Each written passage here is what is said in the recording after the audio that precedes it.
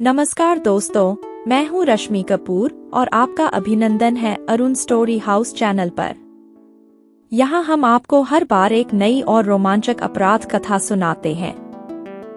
अगर आप हमारे साथ इस दिलचस्प सफर का हिस्सा बनना चाहते हैं, तो चैनल को सब्सक्राइब जरूर करें और पास में दिए गए बेल आइकन को दबाएं, ताकि हमारी हर नई कहानी सबसे पहले आप तक पहुंचे।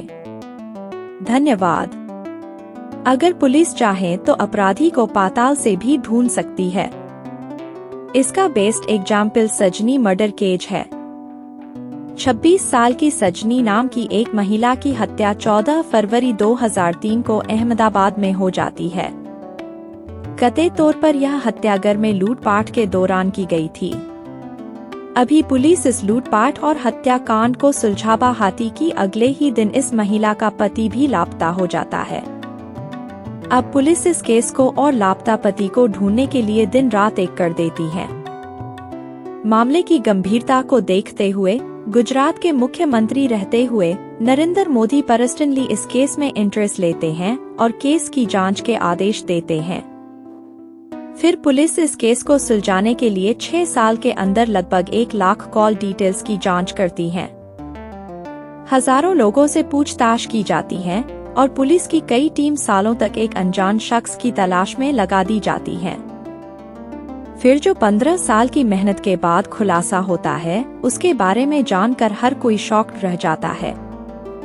इस केस में पुलिस का काम इतना लाजवाब था कि अपराधी पुलिस से पूछने पर मजबूर हो गया था कि आप बस मुझे इतना बता दो कि आपने मुझे ढूंढा कैसे।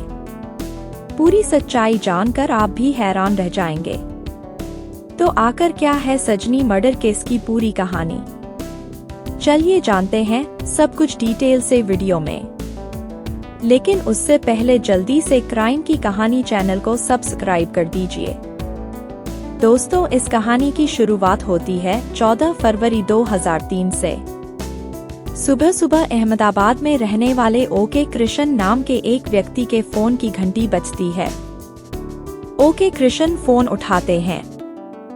दूसरी तरफ से उनके दामाद तरुण कुमार जीना राज की आवाज आती है, जो रोते हुए कह रहा था कि घर में बड़ी लूट की वारदात हुई है और लुटेरों ने इस लूटपाट के दौरान उनकी बेटी सजनी की भी हत्या कर दी है।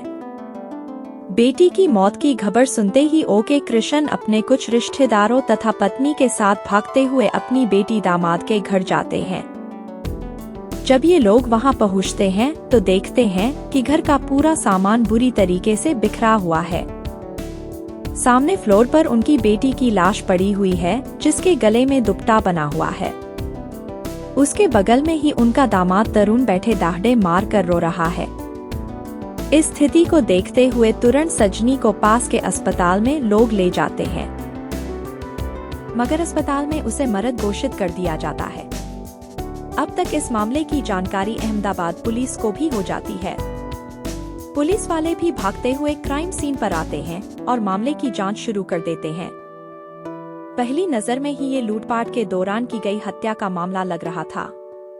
तरुण जरूर दहाड़े मार कर रो रहा था, बगैर क्राइम सीन पर पुलिस के साथ मौजूद खोजी कुत्ता लगातार तरुण पर ही भौंक रहा था कि तरुण की स्थिति को देखते हुए लोग तुरंत ही इस संभावना से इनकार कर देते हैं।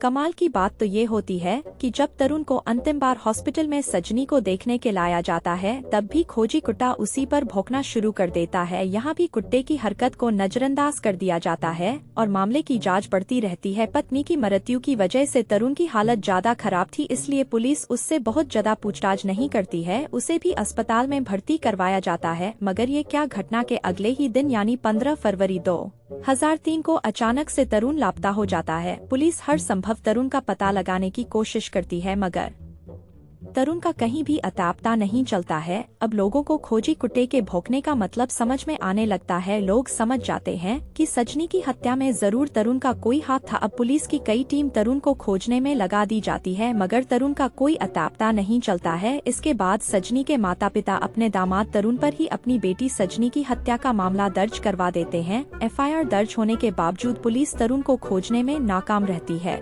2004 में सजनी के ससुराल पक्ष के कुछ लोगों का लाई डिटेक्टर टेस्ट भी किया जाता है। अगर पुलिस को बहुत ज्यादा कामयाबी नहीं मिलती है। सजनी की हत्या 2003 में हुई थी और अब आ चुका था साल 2006 जब पुलिस वाले सजनी के कातिलों को ढूंढने में नाकाम रहते हैं। तो अब सजनी के पिता इंसाफ मांगने गुजरात के तत्कालीन मुख्यमंत्री नरेंद्र मोदी के पास जाते हैं। पहले कई कोशिशों में तो ये नरेंद्र मोदी से मिलने में नाकाम रहते हैं। बका किस्मत से इन्हें नरेंद्र मोदी से मिलने का मौका मिल जाता है। पूरी कहानी सुनने के बाद नरेंद्र मोदी गुजरात के आला पुलिस अधिकारियों को बुलाते हैं और सजनी मर्डर केस की फाइल खोलकर फिर से जांच करने का आदेश देते हैं।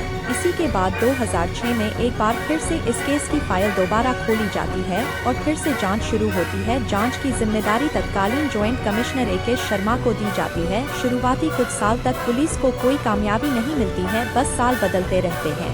यहाँ तक कि जांच अधिकारी भी बदल जाते हैं, मगर न तो सजनी के कातिलों का और न ही सजनी के पति तरुण का कहीं अथा पता चलता है। 6 साल और भी जाते हैं। अब साल आता है 2012। अब इस मामले की जांच डीसीपी दीपन भद्रान के नेतृत्व में शुरू होती है। डीसीपी दीपन बिल्कुल नए सिरे से इस केस की जांच शुरू करते हैं। सबसे पहले इस केस में शामिल एक शख्स के इतिहास भूगोल को खंगाला जाता है। ये टीम अपना पहला टारगेट सजनी के पति तरुण को ढूंढने का रखती है। इसके पीछे की सोच ये थी कि अगर तरुण मिल गया तो बहुत से सवालों के जवाब यूं ही मिल जाएंगे। इसलिए अगले कुछ महीनों में पुलिस द्वारा कई हजार लोगों के प्रोफाइल की जाँच की जाती है। इतना ही नहीं, इन लोगों से जुड़े एक मोबाइल नंबर और उन मोबाइल नंबर पर आने जाने वाले कॉल की भी निगरानी की जाने लगती है और सभी नंबर की कॉल डिटेल्स भी निकाली जाती है। ऐसे अगले कई महीने तक चलता रहता है और इस दौरान पुलिस की कई टीमें लगभग 1 लाख से ज्यादा मोबाइल नंबर की कॉल डिटेल्स निकालती है, मगर किसी भी नंबर का कनेक्शन तरुण नाम के किसी व्यक्ति से नहीं निकलता है। शुरुआती नाकामी के बावजूद पुलिस वाले हिम्मत नहीं हारते हैं और वो तरुण से जुड़े करीबी लोगों के नंबर पर अपनी पैनी नजर बनाए रखते हैं। खास तौर से तरुण की मां अनम्मा और तरुण के भाई के नंबर पर विशेष निगरानी की जाने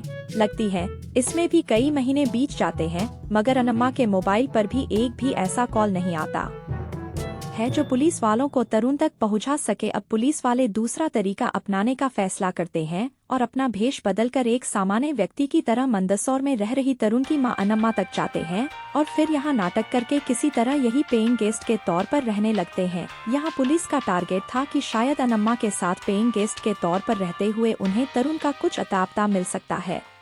पुलिस को यहाँ तो बहुत ज्यादा कामयाबी नहीं मिलती है, मगर अनम्मा के कुछ पड़ोसी जरूर पुलिस को कुछ इम्पोर्टेंट इन्फॉर्मेशन देते हैं। दरअसल यहाँ गेस्ट के तौर पर रहते हुए जब पुलिस वाले पड़ोसियों के साथ भी अपना व्यवहार मधुर कर लेते हैं तो कुछ पड़ोसी पूछे जाने पर बताते हैं कि इस बूढ़ी अम्मा के 2 बेटे हैं, जिसमें से एक तो अहमदाबाद में रहता है जबकि दूसरा बेटा कहीं साउथ इंडिया में रहता है। पुलिस के लिए यह छोटी मगर काफी महत्वपूर्ण जानकारी थी। इसके बाद अब पुलिस वाले अपनी पूरी निगरानी अनम्मा पर ही बनाए रखते हैं। जांच में सामने आता है कि अनम्मा बीच बीच में केरल भी जाती है। जब पुलिस वाले अपनी लगातार निगरानी अनम्मा पर बनाए रखते हैं तो उन्हें पता चलता है कि केरल जाने के बाद तरुण की मां बेंगलोर भी आई है। अब पुलिस इस सवाल का जवाब ढूंढने में लग जाते हैं कि आखिर अनम्मा के बेंगलोर जाने की पीछे की वजह क्या है। इस बात का जवाब तलाशने के लिए पुलिस वाले अब अनम्मा के मोबाइल नंबर को सर्विलेंस पर डाल देते हैं और इस पर आने जाने वाले एक नंबर की डिटेल खंगालना शुरू कर देते हैं। कई महीनों तक नजर बनाने के बावजूद पुलिस को अनम्मा के मोबाइल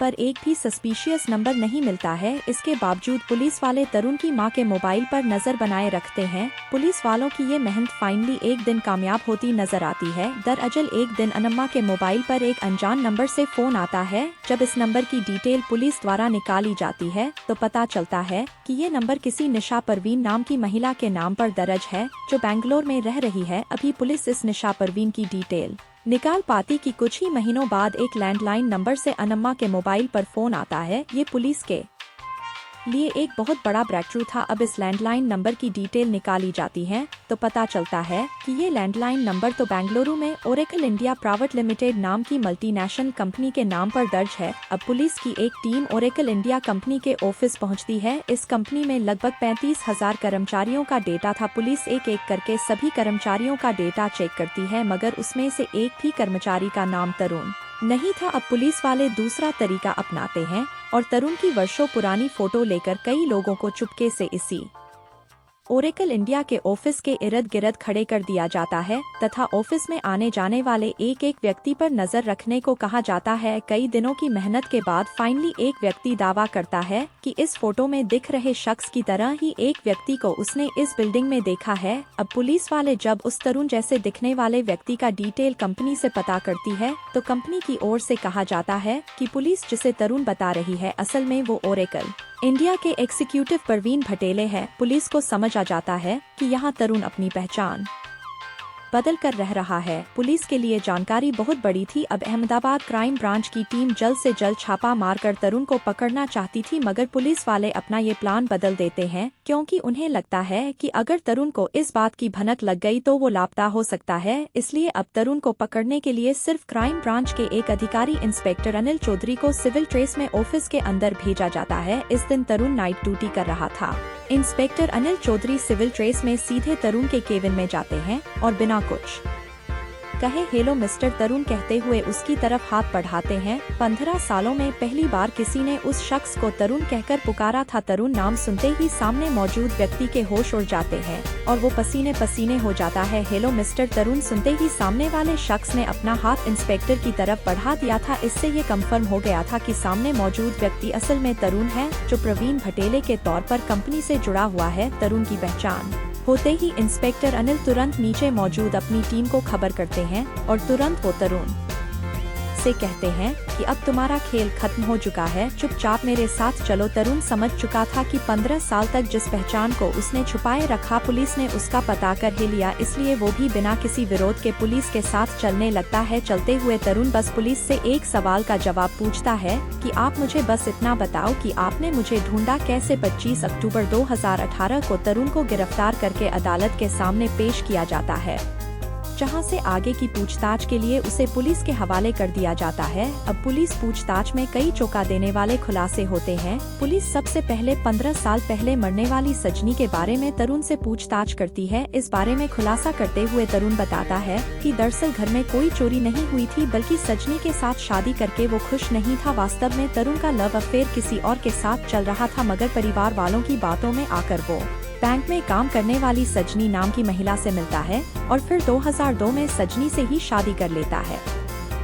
बहुत जल्द वो इस शादी से ऊब जाता है और फिर वैलेंटाइन डे के मौके पर अपनी गर्लफ्रेंड से वादा करता है कि वो उसे एक बहुत बड़ा गिफ्ट देने वाला है। इसी के बाद वो भोपाल में स्थित अपने हीरा पन्ना अपार्टमेंट में आता है तथा अपनी पत्नी की दुपट्टे से गला दबाकर हत्या कर देता है। इसके बाद वो घर का सारा सामान इधर उधर बिखेर देता है और फिर घर में लूट का नाटक करता है। पहले तो पुलिस का खोजी कुत्ता तरुण पर शक जताता है, उसके बाद पूछताछ और शुरुआती जांच में शक की सुई तरुण की तरफ ही घूमने लगती है। इस कारण मौके का फायदा उठाकर अगले दिन तरुण वहां से भाग जाता है। यहां से भागने के बाद वो अपनी गर्लफ्रेंड के पास जाता है और उससे कहता है कि मैंने अपनी पत्नी की हत्या कर दी है और अबे तुमसे शादी करूंगा। इतना सुनते ही गर्लफ्रेंड था देकर तरुण को वहां से यह कहते हुए निकाल देती है कि मैं किसी हत्यारे से शादी नहीं कर सकती। तरुण के खुलासे के मुताबिक इसके बाद वो भोपाल में रह रहे अपने एक दोस्त परवीन भटेले के पास जाता है।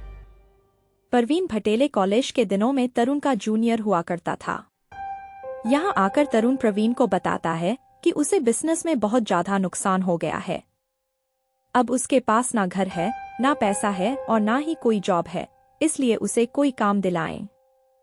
तरुण की हालत देखते हुए प्रवीण उसे अपनी ही एक कोचिंग संस्थान में बतौर इंग्लिश टीचर रख लेता है। यही काम करते हुए तरुण के दिमाग में शैतानी आइडिया आता है और वो धीरे धीरे प्रवीण से काफी नजदीकी बनाता है और फिर उसका पर्सनल कंप्यूटर भी यूज करना शुरू कर देता है। इस दौरान वो चुपके से प्रवीण के सभी डॉक्यूमेंट्स और कॉलेज का सर्टिफिकेट स्कैन कर लेता है। तरुण उन डॉक्यूमेंट में प्रवीण की जगह अपनी फोटो लगाकर खुद ही प्रवीण भटेले के तौर पर जीने लगता है। इन्हीं फर्जी कागजों का इस्तेमाल करते हुए तरुण प्रवीण भटेले के नाम पर वो पासपोर्ट समेत दूसरे सरकारी डॉक्यूमेंट्स भी बनवा लेता है।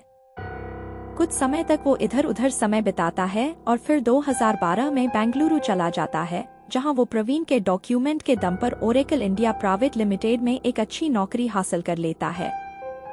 इस नौकरी के बदले कंपनी से उसे 22 लाख रुपए का सालाना पैकेज भी मिलता है। वो कंपनी की ओर से 3 बार अमेरिका के दौरे पर भी जाता है। कमाल की बात तो ये थी कि वो ये दौरा और जॉब सब कुछ फर्जी दस्तावेज के दम पर कर रहा था, मगर कभी भी पकड़ा नहीं गया। 2012 में ही प्रवीण की मुलाकात निशा नाम की एक लड़की से होती है। कुछ ही दिनों की मुलाकात के बाद प्रवीण निशा को बताता है कि एक एक्सीडेंट में उसके माता पिता की मौत हो गई थी। तरुण की बनी बनाई कहानी सुनकर निशा तरुण के प्यार में पड़ जाती है और फिर दोनों शादी कर लेते हैं और बेंगलोर में ही एक लग्जरी अपार्टमेंट में रहने लगते हैं। शादी के बाद जब कभी तरुण के माता पिता बेंगलोर आते थे तो तरुण निशा से कहता था कि ये उनके चाचा और चाची हैं। समय के साथ तरुण और निशा 2 बच्चों के माता पिता भी बनते हैं।